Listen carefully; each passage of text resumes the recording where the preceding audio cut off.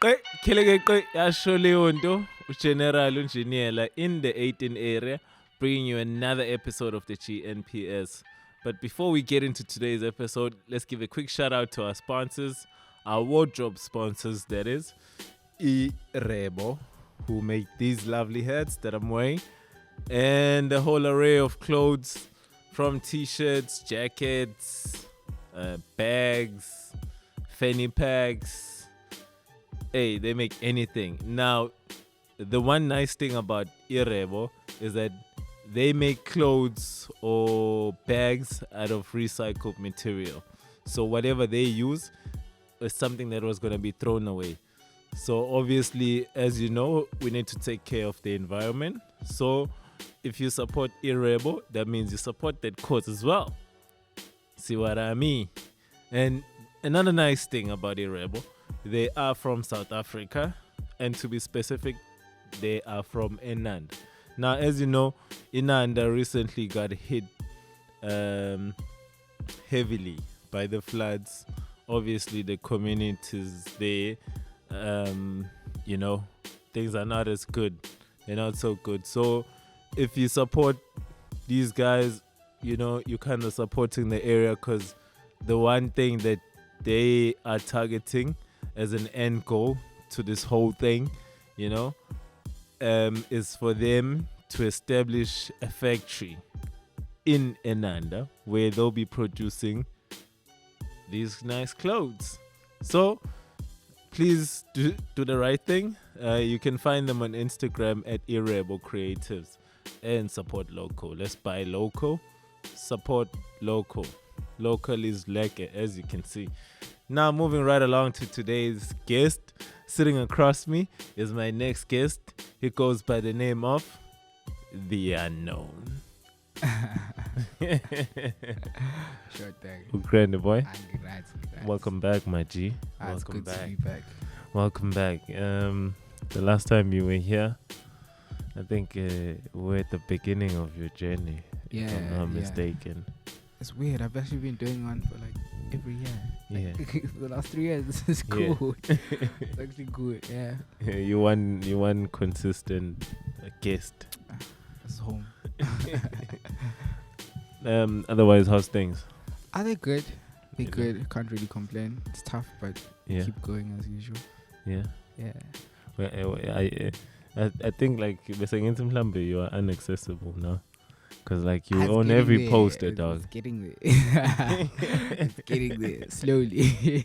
You own every poster, dog. Slowly, it's getting there. Yeah, but how's the journey going, dog? It's good. I think the more we fight towards this thing, the more it starts to make sense. And the more things start to actually open up. It's crazy. Like, you look back, there's a post that I saw the other day where it's like 5 years ago you actually dreamt about being where you are right now. Yeah. And it's crazy. Like 5 years ago I actually dreamt about, not even 5, maybe like even 2, 3. Yeah. And I'm actually doing exactly what I dreamt about. It's That's insane. crazy. It's insane. Yeah. That's crazy. It's crazy. Like I remember back, like there was still some complaints about gatekeepers and shit like that. Have you made it past those gatekeepers? I don't think that topic is ever gonna be one that we're gonna move past. Yeah, there's still gatekeeping. Still gatekeepers, but you just gotta try and work your way around them, Mm. or just work hard enough until they notice you, and they have no choice but to put you on. Yeah. Just to put people into perspective, like can you tell them what it is that you do? Oh, okay. So as your own I'm a start hustle. As just a should hustle. we even call it a hustle? That's my life, dude. It's your career. Yeah, that's my life. Okay, so the name is The Unknown. I'm a DJ. Yeah, they know that, dog. How come on? Come on, yeah. This just is have to home. remind I'm them. just like just brief go to bon. Okay. This is what I do. All right, so basically, I'm a DJ. Yeah, full-time DJ. Full-time. 'Cause full-time. You know why I'm Yeah. making you say this. That's because like there's kids out there who are as passionate as you, Yeah. and maybe they be trying to convince their parent or to say this is actually a viable career. Yeah. You know, it's Yeah. not just I'm out partying I type guess of you. thing. Okay. Because I'm sure you faced the same. Yeah, I did. Yeah, I did. Trust me, I did. But yeah, I'm a full-time DJ, event curator as well. I wouldn't say event curating is full-time. I just have my own show that I do like once or twice in a year. Starting to get into production, so hopefully before the end of the year, I'm gonna say that I'm a full-time DJ / producer. Shit. yeah. That's what's up. That's So, what's yeah. like. Tell me, like, how does that come about? Like the actually the time where you get to a point that's like, actually, okay, I love playing other people's music, but like now I wanna make your own music that I can play for people. I think for me it's I've always known that I'm gonna get to the point where I want to make my own music, because I feel like as much as with the journey and DJing you are telling your story, but music it's just like a much better way, you know. There's just so many things that I want to do musically that you can't really do with just DJing, you know, because with DJing you're actually taking someone else's intellectual property and trying to make it, you know, unique in some way. Yeah. So with production and making your own music, that's just literally you. That's you speaking to the people. Yeah. So it's more like finding a tapping into a different way of expressing yourself myself, yeah, through music. Yeah, I think yeah, we could put it that way. Yeah, it's the best way to put it. Yeah. And so now, where did you learn? How in production? Yeah. I've been fooling around with it like for some time. On your own? Yeah, you could say on my own, but like now I find myself in spaces where a lot of like people that I grew up listening to and looking up to. Yeah, is good. Yeah, it's kind of gonna die. Oh shit. Where we at? Let's make a mark here. You telling me about speaking about production, how I'm getting into how it. you getting? Yeah. Okay. I think I'm just gonna stop this one. Okay. We're back. Back. Sorry for the interruption. No stress. Yeah. So you were telling us how the music production thing, because you started fooling around with it. I'm still fooling around, still learning. But like when you're fooling around, where do you start? Download the application that you want to use. What do you use? I started learning actually on Logic. Like I tried to figure out Logic. Yeah. And I just noticed that Logic is crazy hard. So I went to the usual, which is FL Studio. Yeah. And that's much better to use. Yeah. So yeah, I'm getting somewhere with that. Away. But I think what's making it a little easier is that, as I was saying, now being around spaces with like the people that I looked up to, like those studio sessions and being around them, I'm learning more from just. When you say people that you looked up to, let's name drop. There's Kususa, there's damn dog. You've been in studio with Kususa. There's Kayendaso. Dog, yeah, can we chill together? I wanna get those niggas on this podcast, dog. Please. I'll organize it. Yeah, dog. Like, I'll speak dog. to them. It's like I've been like trying to get these Afrotech niggas, like on the podcast, dog. I think, and I think they will be open to, you know, because coming through. I don't see them on any other podcast, you know. So I wouldn't say you would see they have a problem with my podcast. Nah, they won't. They don't. Yeah, they'd actually come through. I'll do my things. Away, dog. Away. I'll do my things. Shut up. So you in studio with those niggas learning from them? Yeah, like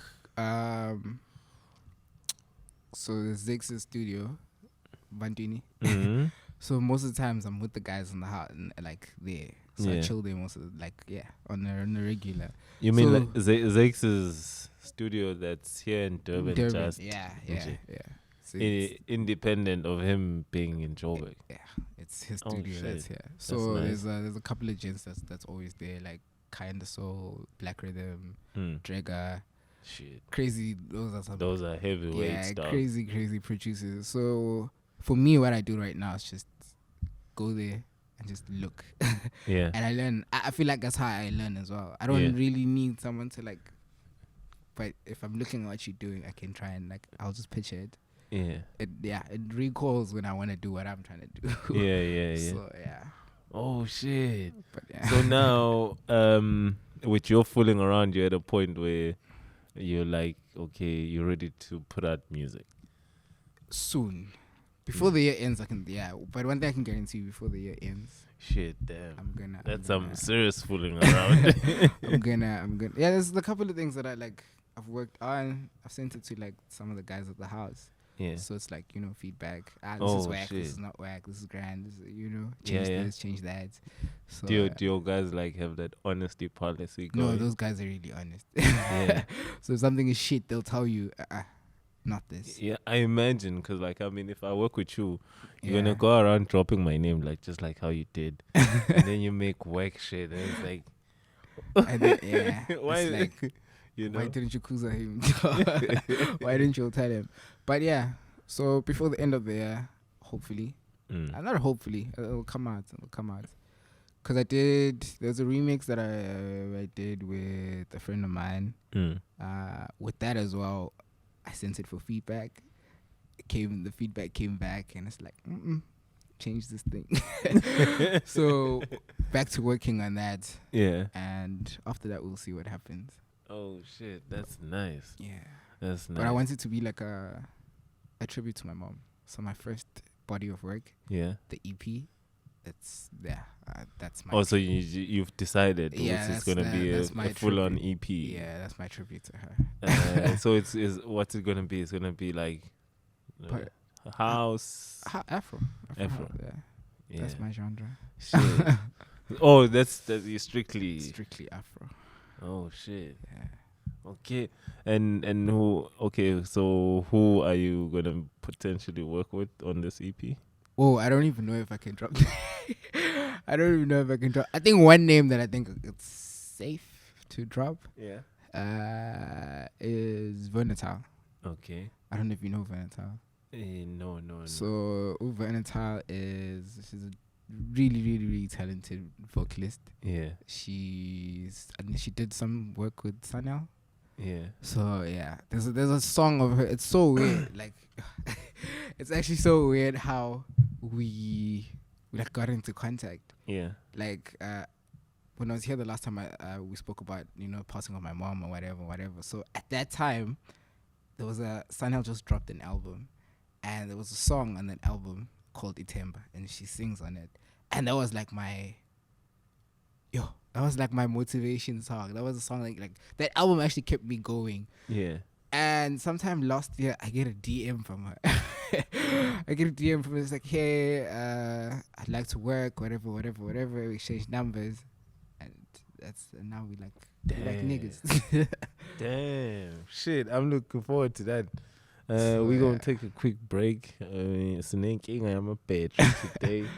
But we're going to be back real quick. We are back again. Hopefully no interruptions now. But bro, I don't want to go back. Clearly, this is the longest cut we've had in a long time. Keep going. So, but we're chatting while the cameras were down. And basically, and I also got to listen to some of the music that you've been making, dog. Fuck, it's mind blowing, dog. And because it sounds so good, and you saying you just fucking around. Yeah, basically. How that's crazy. How can you say something that sounds like that? It's just you fucking around. I don't know. I think I actually want to see myself when I master it, like what's gonna happen, or what's gonna come out of it. So you're gonna get someone to do the final mix for you, or? Yeah. Oh, okay. Do you have someone in mind? This guy called Infected Soul. Mm-hmm. He's really good at mixing and mastering. Also based here in Durban. Yeah. Same lads. and then the person that everyone goes to is Kua. So Yeah. let's see if he'll be able to do it for me. Shit. So, like, okay, obviously I've seen like how hip hop artists are in studio, Yeah. but like I sometimes I try and picture like a dance house I think it's producers. kind of this. No, let's not say it's kind of the same. It's hip hop is Hip hop, there has to be liquor. Maybe some no, other there's artists want definitely women liquor there. with the dance. Some other artists want women there. There's You guys, definitely liquor in the dance scene. There's definitely liquor in those studio sessions, but it's very chilled. It's very chilled. I think the hype starts going when whatever's being created is actually going in, and then that's when, everyone's like amped up. Yeah, but it's similar. You could say it's similar. yeah, no women. Nah, not really. Yeah, but house niggas are known like House niggas. to love women. I don't know about that. I don't know about that. Dog, I'm telling you, house niggas are known. I don't know about It's that. 8 hours pay. Dog, I think, okay, let me let's just say tell you. industry Let me tell you what. Yeah. Go back to the to the times of Kabzela. Yeah. Dog, the stories you hear about DJ Kabzela, dog, is It's crazy stories. Name dropping. No. I'm just saying, like, what's how we know. What's how The stories are hectic. house DJs, dog, they house dog Maybe we're taking or a new route. groupies. Maybe we're just taking a new route now. Say rebrand. Rebrand. Okay, so you're telling me house niggas are all House- cuffed now, House niggas are wholesome niggas. but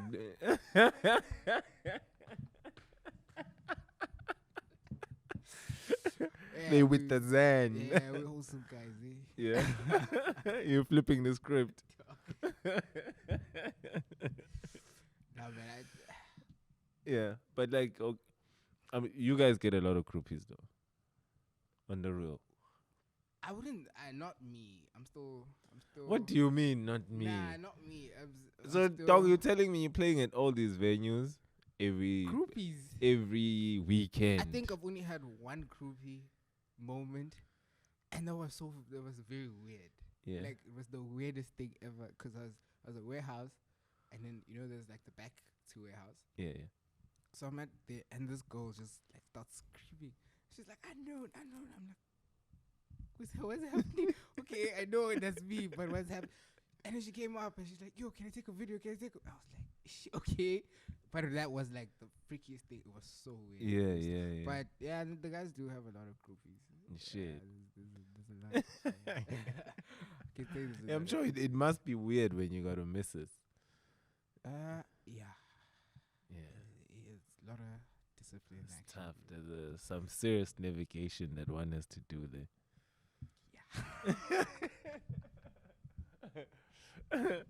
Okay, bro. You have an event, yeah. Friends of the Unknown, Yeah.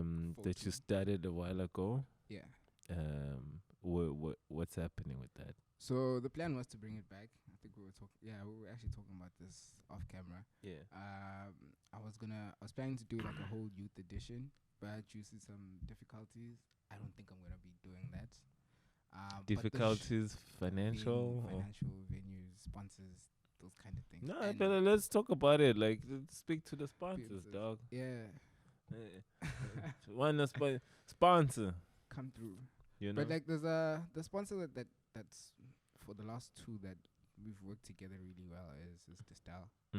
So Savannah, Cruise, they brands we've worked really well together. Oh yeah. Hopefully for this one They can come on board they come again. on board. But I want to do it much bigger this time around Yeah. because I've done So how many 3 people? so far. How many people you thinking now?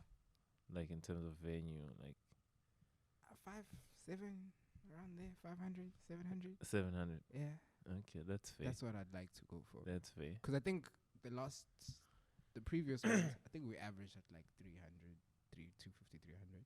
Yeah. So now I'd like to see, okay, if we can do 500, 700, like 5 to 7, and then maybe a couple more, and then we just go outdoor. We just stadium. Yeah. Well, not a stadium, but outdoor, big stage, So now, who do you book it? Like, how do you? What's the Okay, criteria? So when I started this event, the event stuff, Yeah. for me it was a thing of like, let me create something that's that can let people know who I am, Mm. right? But other than letting people know who I am, it gives my friends a platform, and Yeah. people who don't like, really dope people who are just not recognized or who are slept on. Yeah. So in terms of like booking, it's basically gonna be people that I mess with. But also there's a lot of new people in the scene that are really dope. Yeah, so I'll be putting those people on. Oh, so like, I mean, okay, so now like you're at a point where you also got like other artists in the space who are probably more prominent. Yeah. Are we also gonna see Yeah, them no, at, definitely. Oh shit, that's Yeah, nice. the big guys there, definitely. So it's basically like cross pollination. So between you get the big and Yeah. yeah, Oh, kind shit. of like putting new people into yeah. spaces that they want to be in. Like some kids dream to have a conversation with Kususa. Yeah. Let that happen. Yeah. So it's basically like you're creating a platform where Afrotech. That's the thing, yeah. With Friends of the Unknown, it's yes, we are focusing on Afro, but Yeah. I'd say it's a 70% Afro lineup Yeah. or 60, and then we also still cater for every other genre. Every other genre. Yeah, so So piano, it won't hip-hop, just be it's dance. not just, it won't just be yeah. house. Majority of it, yes, it's house, but you can come through and you can hear someone that will rock you with the hip hop set or a piano set. Yeah. Oh, sure, okay. And then do we have a date? No, there's no dates, but what I can say is there's 2 pop-ups before the main one. Yeah. We're looking at the main one around spring. Oh, okay. But there'll be 2 pop-ups before the main one. Okay. Shout out, man. Yeah. And then like other than so this year we can expect an EP and expect Friends of the Unknown coming Friends back. of the Unknown. Is there anything else that you cooking up behind the scenes? I think for now I'm trying to do like some back end work with like other artists for their shows. Okay. Yeah, so I'm not gonna name drop. I can't name drop. Yeah. But there's a really dope international artist. It's like a brother to me. Yeah. He's trying to come up with something with the show around Durban as well. He lives in Joburg, but he's trying to create something in Durban. So I'm helping him with that, trying to maneuver that together. Okay. I remember you were talking about Kenya last time. Yeah, but then COVID kids. Yeah. So that was what, 2020? Yeah. Yeah, I was supposed to March, May, around there, just before COVID. Before COVID, yeah. Yeah, no, I was actually supposed to go like after COVID, and then COVID hits. Yeah. So yeah, but that fell off. Okay. The organizers don't have the budgets anymore. I don't think the company that was doing that thing is running. So yeah. Okay, so the whole thing just died I'm off. trying to work on new stuff to go that side. Okay. And then management wise, manage myself. So you admin, you handle everything. Everything myself. No PR, no booking agent. no booking agent. I'm just the Unknown does everything for himself. You were telling me earlier that like sometimes some people don't pay. Yeah, so how do you deal with that? You have to ask. You have to just keep pesting, and I think that's where you actually understand, or you actually see the importance of like a team or someone handling your stuff.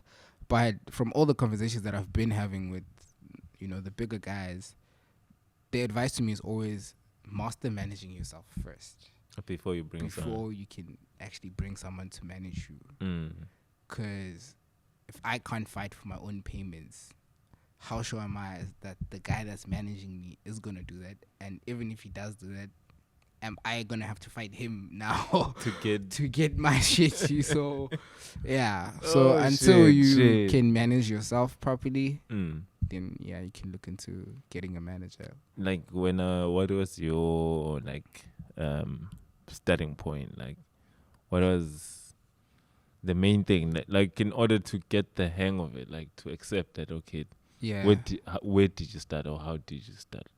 To accept the fact that No, to manage yourself, like managing yourself, like what did you start with? So like maybe going out and getting gigs, for example. yeah, Everyone keeps. I think okay. The common conversation you're always gonna have is networking, and I think a lot of us up and coming, we really sleep on the whole networking aspect.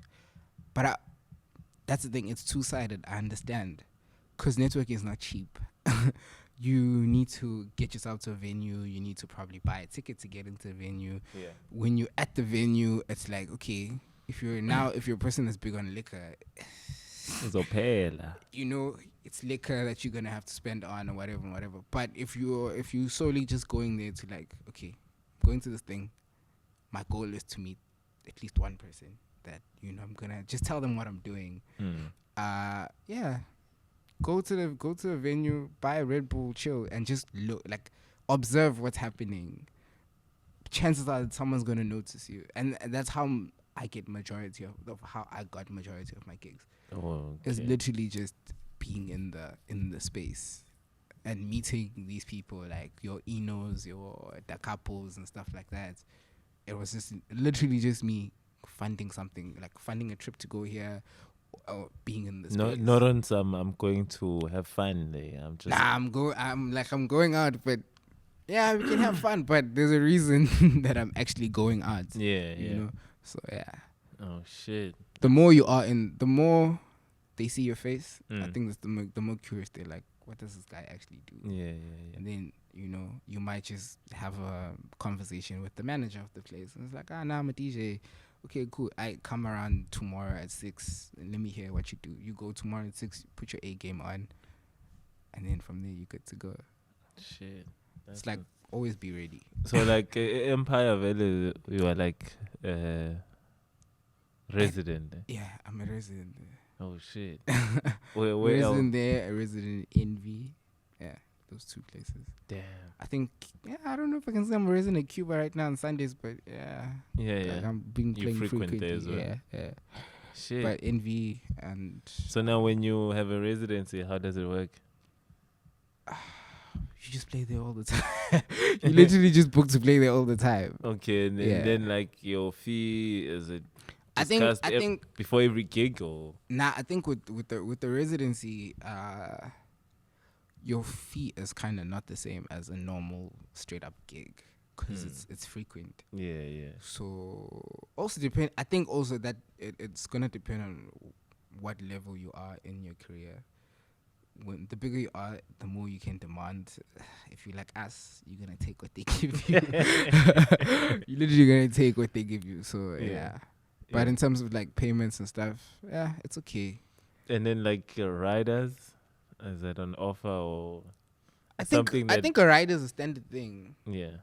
It's it should be a standard thing. It becomes an issue here and there at some venues, but that thing should just be a standard thing. Yeah. Not at a crazy rider, and you can't be stupid enough to take a rider that's valued more than what you're getting paid. Then something is really crazy. Something's really wrong with you.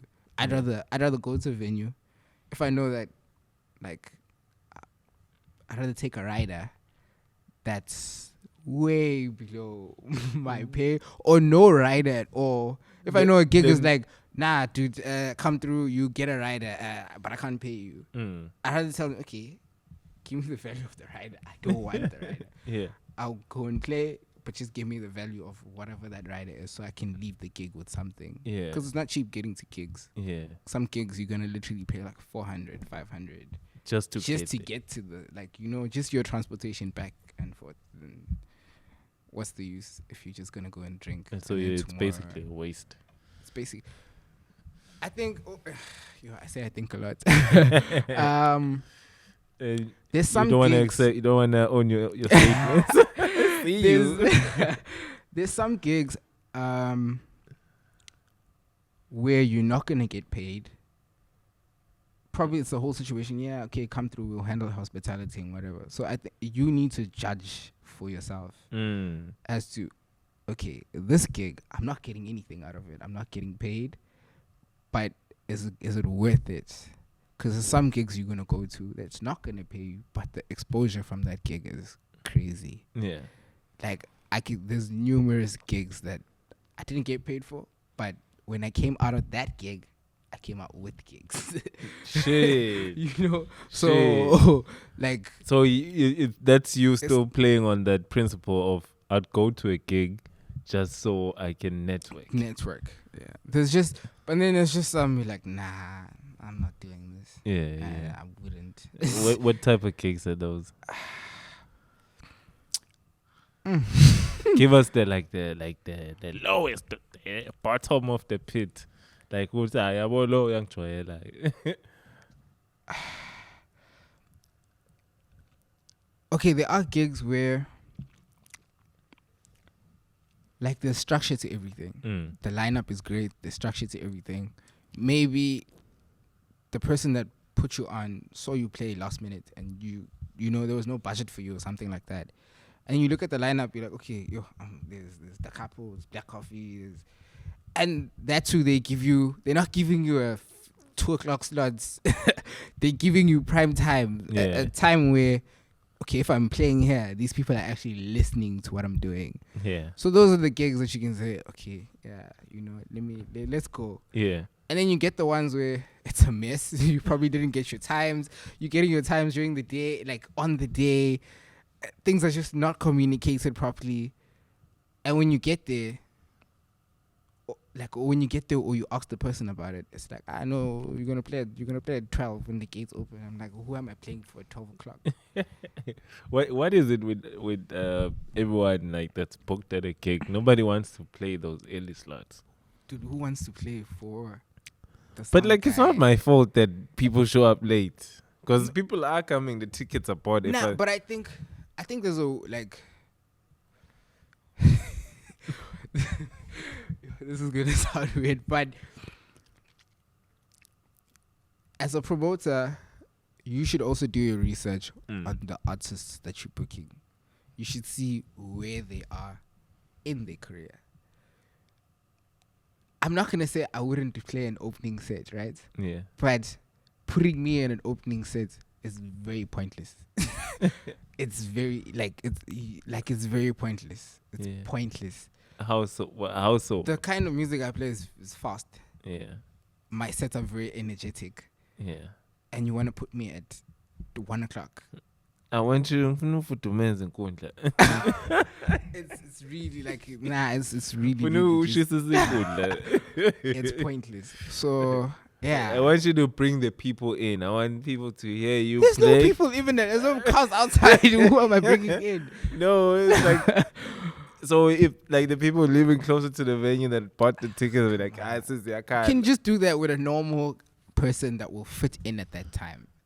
If you're doing an event, and I think that's one thing. That you know what I think? Yeah. I think if people are doing an event, like have someone who's going to play, but now it's tough because you still need to give artists times. When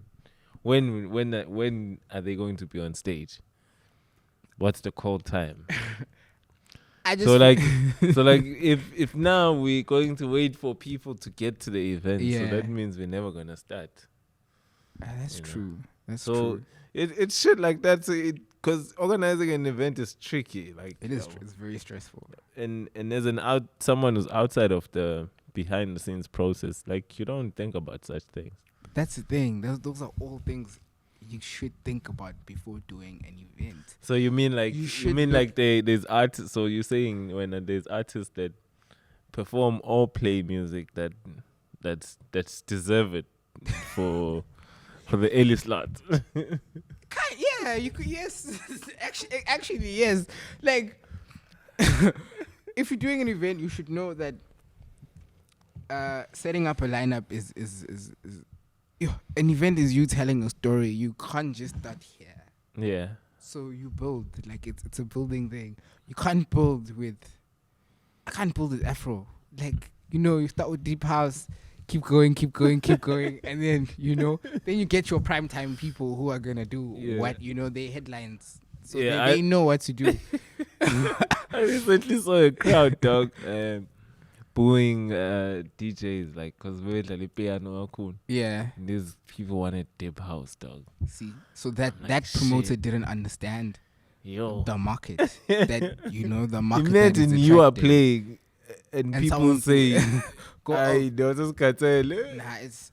I think that would kill you on the inside. Actually, that would really being booed off the stage. I think that would kill me on the inside. And it's not even what people are not liking. It's just the music that you playing.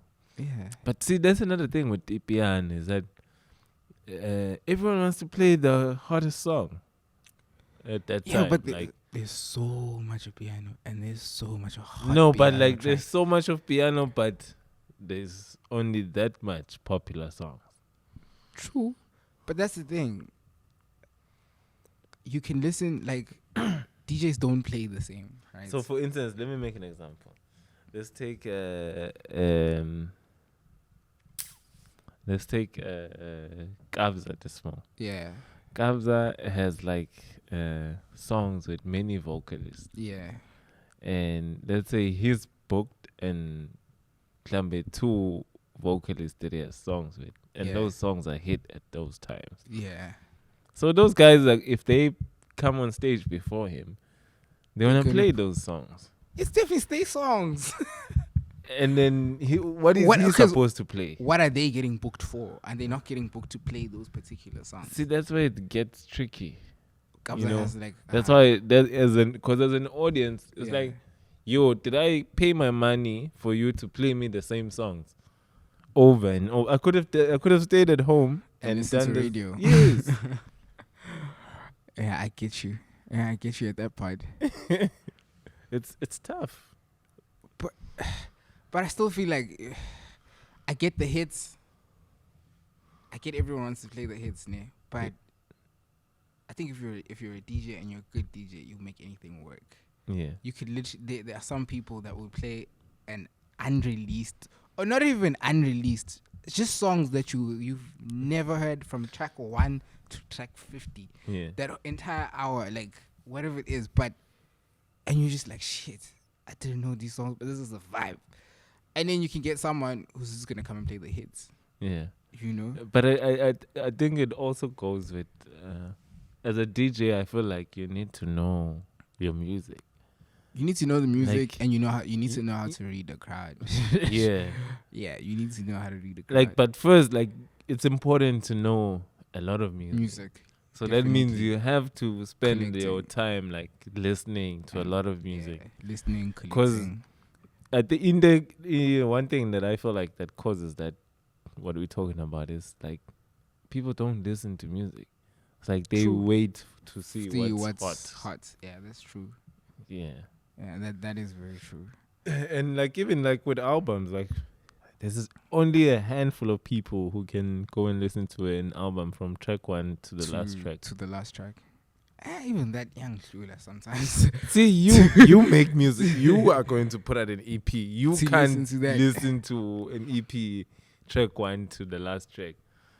You expect people to listen to your shit. No, but sometimes things it's just boring. It's just boring. It's just like, nah, okay, I'm done with this. Come into the vibe. Yeah, it's just boring, and it's just like, nah, I'm good with this right now. Yeah. Nah. No, but like, you know what? Well, there's something I've noticed about. I don't think there's boring music. I just think some music don't relate like to it. Yeah, it's just the timing. That's actually true, because it's just the timing. Going back to this whole thing of like, listening to an album, you may find out like you go to the club or wherever, an event, and you listen to a song, and you're like, yo, the song is dope, and you ask the DJ whose song is this, and they actually tell you that it's from this project, and you're like, shit, I actually have the project, but I didn't listen to this shit. And it's actually dope. It's that happens a lot. Yeah, that happens a lot. So, bro, other than what we just spoke about, what else can people expect from the unknown throughout the rest of 2022? Just expect to see me a lot more. Yeah, you popping up everywhere. Expect to see me a lot more. I'm gonna try and create like new stuff. But in terms of you'll just see me pushing a lot of work. So it's the music, more gigs. Yeah, that's it. I wanted to do clothing, but time. I saw that though. You were doing merch. Yeah, I was doing merch, but merch just has a lot of admin. Yeah. It has a lot of admin. Dog, Suppliers, like, I mean, this, that. It's just like I thought it's about when your supplier fails you. yeah, but like merch, like you need to have someone handle that. True. Yeah. You need to have someone who's gonna be consistent. With that. And I'm doing everything by myself, so Yeah. it's I tricky. mean, you already are your own manager, booking agent, road manager. Hopefully, I get at least one of those. Yeah.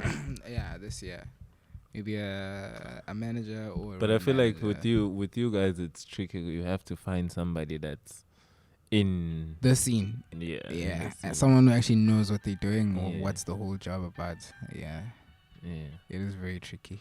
Shout out. That is the unknown. Thanks, bro. Your social media handles. Where can people find you at? On Instagram, it's the unknown_RSA.